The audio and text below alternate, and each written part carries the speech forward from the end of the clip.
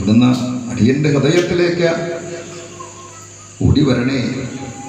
ആ കുഞ്ഞി പാദങ്ങൾ വെച്ച് അമ്പാടി മുറ്റത്ത് ഓടി കളിച്ചതുപോലെ, ഗോപികമാരെ സന്തോഷിപ്പിച്ചതുപോലെ ഭഗവാനെ അടിയൻ്റെ ഉള്ളിലേക്ക് ഓടി വരണേ.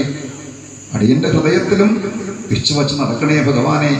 ആനന്ദസ്വരൂപനായിട്ടുള്ള അവിടുത്തെ എന്നും യശോദാമ്മയെ പോലെ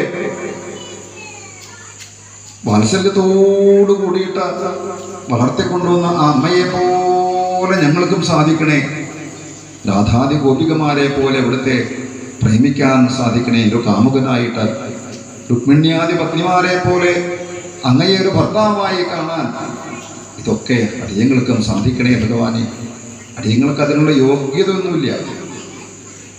അവരുടെയൊക്കെ യോഗ്യത നോക്കുമ്പോൾ ഒന്നുമില്ല. എങ്കിലും അടിയങ്ങൾക്ക് മോഹമുണ്ട് ഭഗവാനെ. മോഹിക്കാൻ മാത്രമേ സാധിക്കുള്ളൂ. ആ മോഹം കൊണ്ട് അടിയങ്ങൾ പ്രാർത്ഥിക്കുകയാണ്. അവതാര ശ്ലോകം വായിക്കുന്ന സമയത്ത് അടിയങ്ങളുടെ ഉള്ളിലേക്കും പൊന്നിഞ്ചിലും മുൻകിലക്കിക്കൊണ്ട്